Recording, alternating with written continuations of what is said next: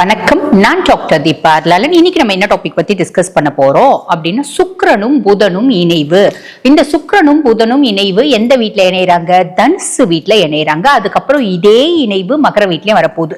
இப்ப தனுசு வீட்டுல சுக்கிரனும் புதனும் இணைவு. இந்த சுக்கிரனும் புதனும் இணைவை என்ன சொல்லுவாங்க அப்படின்னா லக்ஷ்மி நாராயண யோகம் அப்படின்னு சொல்லுவாங்க.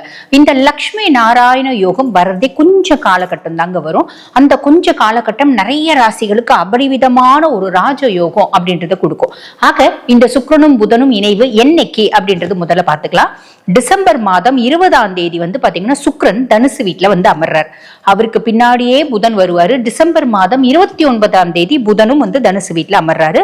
ஆக சுக்கிரனும் புதனும் இணைந்து பாத்தீங்கன்னா டிசம்பர் 29 இருந்து ஜனவரி 13 வரைக்கும் பாத்தீங்கன்னா தனுசு வீட்டுல இருக்காங்க. ரெண்டு பேரும் ஒண்ணு சேர்ந்து தனுசு வீட்டுல இருக்காங்க. 16 நாட்கள் ஏறக்குரிய தனுசு வீட்டுல சஞ்சாரம் பண்றாங்க. அந்த 16 நாட்களும் எக்ஸ்ட்ராடினரி பெனிஃபிட்ஸ் அப்படின்றது காத்திருக்குங்க. இந்த லட்சுமி நாராயண யோகம் அப்படின்றது பேர்லயே இருக்கு இல்லைங்களா? மகாலட்சுமியோட யோகம். காசு, பணம், வசதி, துட்டு மணிம்பாங்க பாத்தீங்களா? இதெல்லாம் நிறைய வர்றதுக்கு வாய்ப்பு உண்டு. அதுக்கும் மேல அதிர்ஷ்டம், நிம்மதி, சந்தோஷம், தொழில்ல வெற்றி, நம் செய்யக்கூடிய செயல்கள் அத்துணையும் பாத்தீங்கன்னா பலிதமாகிறது. இப்படி நிறைய விஷயம் இருக்குங்க. உங்க ராசிக்கு என்ன மாதிரி பலன்கள் இந்த லட்சுமி நாராயண யோகம் தரப்போகுது? இது முதல் தரமான லட்சுமி நாராயண யோகம் வருதா இல்ல மைல்டா தான் வருதா? பல விஷயங்கள், பல சுவாரஸ்யமான விஷயங்கள் இந்த பதிவுல நம்ம பாத்தீங்கன்னா டிஸ்கஸ் பண்ணலாம். அதுக்கு முன்னாடி நாங்க பாருங்க ரெண்டு பகுதியா சொல்லுவோம். சுக்கிரன் மட்டும் தனித்து தனுசு வீட்டுல இருக்கும்போது ஒரு விதமான பலன்களும், ரெண்டு பேரும் சேர்ந்து இருக்கும் போது ஒரு விதமான பலன்களும், முற்பகுதி பிற்பகுதின்னு சொல்லுவோம். ஆக வீடியோவை ஸ்கிப் பண்ணாம பாருங்க, அப்பதான் உங்களுக்கு தெளிவா புரியும். ரிஷப ராசி அன்பர்கள், உங்களுக்கு இந்த தனுசு வீடு அப்படின்றது என்ன பாவம்? 8ஆம் பாவம். பொதுவா 8ஆம் பாவம் சொல்லும் ரகசியங்கள் என்ன அப்படின்னா 8ஆம் பாவம் சொல்லக்கூடியது நம்மளோட ரகசியங்கள். பொது ஒரு வார்த்தை சொல்லுவாங்க பார்த்தீங்களா, each and every coin has two sides அப்படிம்பாங்க. அதில் ஒன்று ஒரு டார்க் சைடு இருக்கும். அந்த டார்க் சைடு இவ்வளோண்டு டார்க் சைடானா இருக்கலாம், இல்லை இருட்டானா இருக்கலாம். அது அவங்கவுங்களோட வாழ்க்கை, அது அவங்கவுங்களோட வாழ்க்கையில அவங்கவுங்க செய்யக்கூடிய விஷயங்கள் அப்படின்னு சொல்ல அதுல நியாயம், தர்மம் அதெல்லாம் நம்ம பேசுறதுக்கு இல்லை. இருந்தாலும் அந்த மாதிரி ஒரு விஷயம் அப்படின்னு இருக்கு. ஆக இந்த 8ஆம் பாவம் அந்த மாதிரி நம்மளோட ரகசியங்களை சொல்லுது, ஹிடன் ரிலேஷன்ஷிப்ஸை சொல்லுது. அதுக்கப்புறம் ஆராய்ச்சி, நம்ம எதை குறித்து பாத்தீங்கன்னா ரிசர்ச் செய்யணும், நம்மளோட ரிசர்ச் எதை ஓரியன்டா இருக்கும், ரிசர்ச் செய்வோமா மாட்டோமா, இந்த மாதிரி பல விஷயங்கள் அப்படின்னு சொல்லலாம். அதே மாதிரி மரபு வழி சொத்துக்கள் நம்மளுக்கு வருமா வராதா அதை குறித்தும் சொல்லக்கூடியது. திடீர் நிகழ்வுகள், நம்ம லைஃப்ல திடீர் சில விஷயங்கள் நடக்கும் பார்த்தீங்களா, அந்த மாதிரி திடீர் நிகழ்வுகள் அது நல்லதாகவும் இருக்கலாம், கெட்டதாகவும் இருக்கலாம். இதை சொல்லக்கூடிய பாவம் 8ஆம் பாவம். அதுக்கும் மேல நிறைய பேருக்கு இந்த ஹிடன் ரிலேஷன்ஷிப்ஸ்லாம் இருக்குன்னு வச்சுக்கோங்களேன். அது லவ்வா இருக்கலாம், எக்ஸ்ட்ரா மேரிட்டல் அஃபேரா இருக்கலாம், இல்லைன்னா பாத்தீங்கன்னா ஒரு ரிலேஷன்ஷிப்பா இருக்கலாம். இதெல்லாம் சொல்லக்கூடிய பாவமே 8ஆம் பாவம். நம்மளோட ஆயுசை சொல்லக்கூடிய பாவம். நம்ம உடல் சார்ந்த உபாதைகள் இருக்கு அப்படின்னா அதுக்கு சர்ஜரி வரைக்கும் கொண்டு போவோமா, இல்ல மருந்து மாத்திரை கன்சர்வேட்டிவ் ட்ரீட்மெண்ட்லேயே நல்லா ஆயிடுமா, இந்த மாதிரி பல விஷயங்களை சொல்லக்கூடிய பாவம் 8ஆம் பாவம் அப்படின்னு சொல்ல. ஆக ரிஷபராசி அன்பர்கள் 8ல இப்ப முதல்ல பாத்தீங்கன்னா சுக்கிரன் போய் உட்கார்றான். உங்களோட ராசி அதிபனி சுக்கிரன். ராசி அதிபன் 8ல மறையிறது நல்லதா கெட்டதா? மேக்சிமம் பெருசா நல்லது இல்லை அப்படின்னு சொல்லலாம்.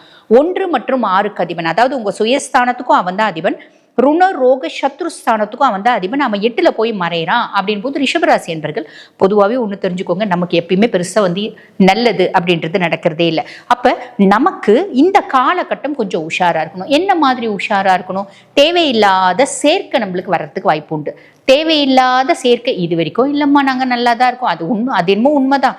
ரிஷபம் பாருங்க, யார் கூட சேர்ந்தாலும் அது தேவையில்லாத சேர்க்கையா தான் வரும். நம்ம நல்லபடியா பாத்தீங்கன்னா பிள்ளையார பிடிக்கணும் அப்படின்னு நினைச்சா கூட அது குரங்கா தான் மாறுது. நான் பார்த்து என்னுடைய அனுபவத்துல ஏறக்கூடிய என்னுடைய 16 இயர்ஸ்ல நான் கண்டுபிடிச்சது, என்னோட இந்த ரிசர்ச்ல கண்டுபிடிச்சது என்ன அப்படின்னா இதுதான்.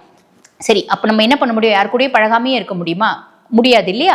அப்ப நம்ம எல்லாரு கூடயும் பழகலாம், ஆனா உங்களோட ரகசியங்களை சொல்லக்கூடாது. ரிஷபத்துக்கு என்ன அப்படியே பெருசா பெரிய மலைக்குள்ள இருக்க குகை மாதிரியே ரகசியம் இருக்க போது ஒன்றும் கிடையாது. இந்த ரிஷபம் பாருங்க நிறைய இடத்துல அன்பை எதிர்பார்த்து ஏமாந்தது தான் ரிஷபத்தினோட ரகசியம் அப்படின்னு சொல்லலாம். அந்த அன்பு நட்பு வட்டார தப்பா நம்ம யோசிக்க முடியாது. காமம் ஓரியன்ட் கிடையாது, காதல் ஓரியன்ட், நட்பு ஓரியன்ட் அப்படின்னு சொல்லலாம். அந்த மாதிரி ஏமாந்ததை கூட நம்ம மற்றவங்க கிட்ட சொல்லக்கூடாது. நம்ம யார்கிட்ட பேசினாலும் நம்மளை பார்த்து பொறாமப்படுவாங்க, நம்ம கெட்டு போயிடணும் அப்படின்னு நினைப்பாங்க. டிஃபால்ட்டா நம்மளுக்கு யாரும் நல்லது செய்ய மாட்டாங்க. அப்ப நம்ம என்னதான் பண்ணணும்? ரொம்ப சிம்பிள், எல்லாருக்கூடயும் ஹாய் பை அப்படின்ற மாதிரி வச்சுக்கோங்க. ரிஷபம் எப்பயுமே மனசுல பதிய வச்சுக்கோ. மிதுனம் மாதிரி புத்தியில பதிய வச்சுக்கோங்க, மனசுல பதிய வச்சுக்கோங்க. யாரையுமே பாத்தீங்கன்னா மனதளவுல ரொம்ப ஃப்ரெண்ட்லியா அட்டாச் ஆயிடாதீங்க. அட்டாச் ஆவறீங்க அப்படின் போது நமக்கு பெருசா ப்ராப்ளம் கொடுக்கக்கூடிய பர்சனாலிட்டிஸ் யாரு அப்படின்னா நம்ம நம்புறவங்களா தான் இருப்பாங்க. நெஞ்சில குத்துனா கூட பரவாயில்லைங்க, முதுகுல குத்துவாங்க. அது எப்பயுமே ரிஷபத்துக்கு இந்த காலகட்டத்தில் இன்னும் கொஞ்சம் உஷாரா இருக்கணும் அப்படின்னு சொல்லலாம். ஏன்னா இந்த காலகட்டத்தில் இன்னும் கொஞ்சம் தூக்கல் அந்த மாதிரி கேரக்டர்ஸ் இருக்கும் அப்படின்னு சொல்லலாம். அதே மாதிரி நீங்க ரிஷபராசி ஆண்களா இருக்கீங்க அப்படின்னா பெண்கள் சார்ந்த பிரச்சனைகள் வரதுக்கு வாய்ப்பு உண்டு. ரிஷபராசி பெண்களா இருக்கீங்க அப்படின்னாலும் பெண்கள் சார்ந்த பிரச்சனைகள் அப்படின்றது வரதுக்கு வாய்ப்பு உண்டு. புரியுதுங்களா? மரபு வழி சொத்து பத்து ஏதாவது இருக்கு அப்படின்னா அது சேருமா அப்படின்னா பெருசா எதிர்பார்க்க வேண்டாம், கொஞ்சம் வெயிட் பண்ணுங்க. அதுக்கப்புறம் பாத்தீங்கன்னா அதுக்கான ஒரு விஷயத்த நம்ம செஞ்சுக்கலாம் அப்படின்னு சொல்லலாம். திடீர்னு ஏதாவது நம்மளுக்கு ஒரு பெருத்த மன கஷ்டம், மன சஞ்சலம், மன வருத்தம் இதெல்லாம் வரத்துக்கு வாய்ப்பு உண்டு. இது சுக்கிரன் தனிச்சு இருக்கும்போது.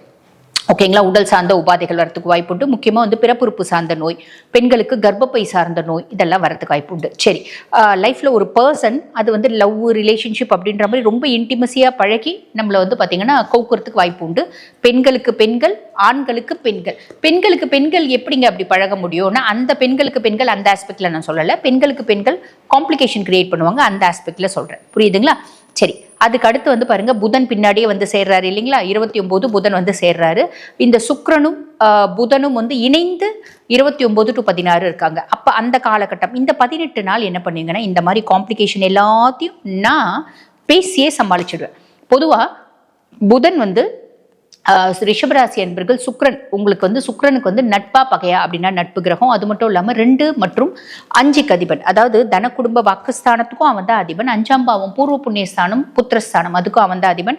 அவன் இப்ப 8ஆம் பாவத்துல உட்கார்ந்துட்டு இருக்கான். அப்படின் போது நம்ம இந்த சூரிய சார் படம் ஒன்று பார்த்துருப்பீங்க. அது என்ன படம்னு எனக்கு தெரியல, மறந்து போச்சு. ஆக்சுவலி வாசு வேலு அப்படின்னு சொல்லிட்டு சார்லி சார் சொல்லுவாரு, வேலு கோவப்பட்டு கையை வச்சிடாதீங்க, வாசு எது வந்தாலும் பேசியே சமாளிச்சுடுவார், அந்த மாதிரி பேசியே சமாளிக்க பாருங்க அப்படின்னு. அந்த மாதிரி ஒரு மைண்ட் செட் நம்மளுக்கு இப்போ வரும். எவ்வளோ பிரச்சனையா இருந்தாலும் பேசியே சமாளிப்போம். ரொம்ப சிம்பிளுங்க. ஒரு உதாரணத்துக்கு உங்களுக்கு எக்ஸாம்பிள் சொல்றேன். அதாவது இப்போ உங்களோட ஹிடன் சீக்ரசிஸ் ஒன்று இருக்குன்னு வச்சுக்கோங்களேன். ஹிடன் ரிலேஷன்ஷிப் பர்சன் இப்போ அவங்களுக்கு பார்த்தீங்கன்னா அவங்க பணத்தை எதிர்பார்த்து தான் உங்ககிட்ட பழகுனாங்க. ஆனா நீங்க உண்மையான அன்பை எதிர்பார்த்து தான் உங்ககிட்ட பழகுனீங்க. இந்த காலகட்டம் என்ன பண்ணுவாங்க, நீங்க பெருசா பணம் கொடுக்க மாட்டேன்றீங்க, கொடுத்து நிறைய முடிஞ்சாச்சு, அவ ஏமாத்துறது உங்களுக்கு தெரியுது. அப்ப நீங்க கொஞ்சம் லைட்டா ஒதுங்கினீங்கன்னா உன்னை நான் ட்ராப் பண்ணுவேன், உன்னோட விஷயத்தை நான் வெளியே கொண்டு வருவேன், நான் உனக்கு பேசின ஃபோன் கால்ஸ் வீடியோ கால்ஸ் எல்லாம் நான் ரெக்கார்ட் பண்ணி வச்சிருக்கேன், உன்னை நான் உன் மனைவி கிட்ட சொல்லுவேன், உன் கணவர் கிட்ட சொல்லுவேன், இப்படின்ற மாதிரி ட்ராப் பண்ணுறதுக்கு வாய்ப்பு உண்டு. அப்போ நம்ம என்ன பண்ணோம், ரொம்ப சிம்பிள், ரொம்ப ஈஸியாக பார்த்தீங்கன்னா முதல்ல பயப்படுவீங்க சுக்கிரன் மட்டும் தனிச்சு இருக்கும்போது. பின்னாடி என்ன பண்ணுவீங்க அப்படின்னா, ஐயோ நீ அம்மு, என் குட்டி, என் செல்லோ, நீ தான் என் சாமி அப்படின்ற மாதிரி காலில் சரணாகதி அடைஞ்சிடுவீங்க. அப்போ என்ன ஆகும்னா அந்த விஷயம் அப்படியே அமுக்கப்படும் அப்படின்னு சொல்லலாம். பேசியே சமாளித்து பிரச்சனைகளை தீர்வு கொண்டு வந்துடுவீங்க அப்படின்னு சொல்லலாம். புரியுதுங்களா? அதுக்கும் மேல புதன் பூர்வ புண்ணிய ஸ்தானத்துல உட்காரும் போது பூர்வீகம் சம்பந்தப்பட்ட பிரச்சனைகள் ஏதாவது இருக்கு அப்படின்னா அது சார்ட் அவுட் ஆகிறதுக்கு, outside the court settlement ஆகிறதுக்கு இதுக்கெல்லாம் பேச்சுவார்த்தை நடக்கும். பெருசா முடியாது அப்படின்னு சொல்லலாம், பேச்சுவார்த்தை பண்ணலாம். அதே மாதிரி குடும்பத்துல நிம்மதி இல்லாத தனம், அதே மாதிரி பாத்தீங்கன்னா ஒரு சின்ன சின்ன பிரச்சனைகள் சண்டைகள் இதெல்லாம் வருது அப்படின்னாலும் உங்களோட சாதுரியத்தினால நீங்க அதை ஓவர் கம் பண்ணுவீங்க அப்படின்னு சொல்லலாம். காரணம் என்னன்னா தன குடும்ப வாக்கு ஸ்தானாதிபதி அஷ்டமஸ்தானத்துல உட்கார்றான் அப்படின்போது என்ன அஷ்டமஸ்தானத்துல வந்தாலும் அந்த பேச்சு சாதுரியம், அந்த டாக்ட்ஃபுல்னஸ் இதெல்லாம் இன்பில்ட்டாவே புதன் உங்களுக்கு கொடுத்துருவான் அப்படின்றதுல எந்த விதமான சந்தேகமே இல்லை.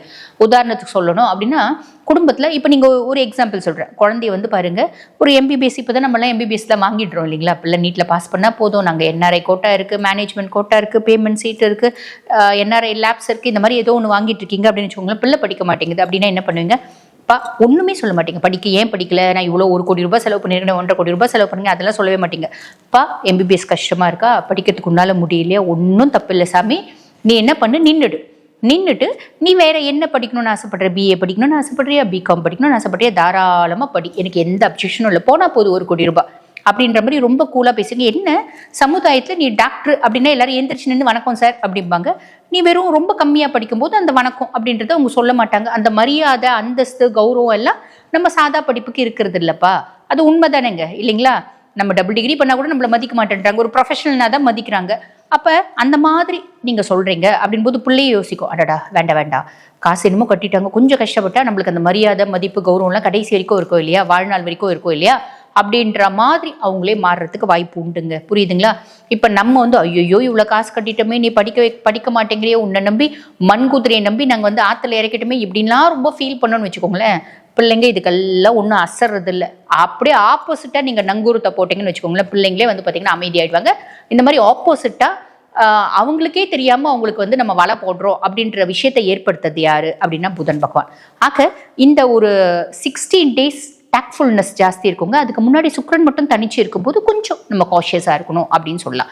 இதில் எங்களுக்கு லக்ஷ்மி நாராயண யோகம் வேலை செய்தாங்க அப்படின்னா வேலை செய்யறதுல ரொம்ப மைன்யூட்டாக தான் வேலை செய்யுது. இருந்தாலும் நீங்கள் மாட்டிக்காமல் இருக்கிறதுக்கு இந்த காம்பினேஷன் உங்களுக்கு ஹெல்ப் பண்ணும் அப்படின்னு சொல்லலாம். பெரிய பிரச்சனைலேருந்து நீங்கள் எஸ்கேப் ஆகிறதுக்கு கரணம் தப்புனா மரணம் அப்படின்னு இருந்துச்சுங்க. இப்போ என்ன ஆச்சுன்னா தலைக்கு வந்தது தலைப்பாயோட போச்சுங்க. இப்படின்ற விஷயமும் இந்த சுக்கிரன் அண்ட் புதன் காம்பினேஷன் உங்களுக்கு ஏற்படுத்தும். ஞாபகம் வச்சுக்கோங்க. இந்த மாதிரி சின்ன சின்ன சூக்ஷமங்களை நாங்கள் ஃப்ரீக்வெண்ட்டாக சொல்லுவோம். இந்த காலகட்டத்தை நீங்கள் பக்காவாக பயன்படுத்திக்கிறீங்க அப்படின்னா பெரிய விஷயத்துலேருந்து நம்மளால மீண்டு வந்துட முடியும்.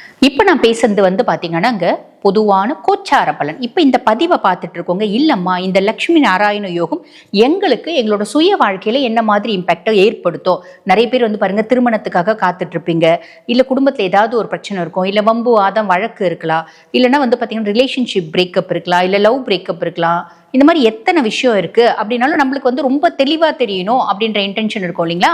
அந்த மாதிரி தெளிவாக தெரியணும் அப்படின்னா நான் பேசிகிட்டு இருக்கும்போது என்னோட வாட்ஸ்அப் நம்பர் கொடுத்துருப்பாங்க. அதெல்லாம் இல்லைம்மா எங்களுக்கு சுய ஜாதகமாக அனலைஸ் பண்ணிக்கணும் அப்படின்னாலும் அந்த வாட்ஸ்அப் நம்பருக்கு கால் பண்ணி அப்பாயின்மெண்ட் ஃபிக்ஸ் பண்ணி என்கிட்ட பேசிக்கலாம். அதுக்கு முன்னாடி வெளிநாட்டில் இருக்க மக்கள், மலேசியா, சிங்கப்பூர், துபாயில் இருக்கவங்களாவும் கேட்குறது, நீங்கள் எங்கள் நாட்டுக்கு வரீங்களா அப்படின்னு. கண்டிப்பாங்க நாங்கள் உங்கள் நாட்டுக்கும் வரோம். ஆக மலேசியா, சிங்கப்பூர், துபாயில் இருக்கவங்க எங்களை பார்த்தீங்கன்னா டைரெக்டாக கன்சல்டேஷன் பண்ணிக்கணும், டைரெக்டாக எங்ககிட்ட பேசணும் அப்படின்னு எங்களோட நம்பர் கொடுத்துருப்பாங்க. அந்த நம்பர் கால் பண்ணி டைரெக்டாக வர்றதுக்கான அப்பாயின்மெண்ட் ஃபிக்ஸ் பண்ணிக்கோங்க. தேங்க்யூ.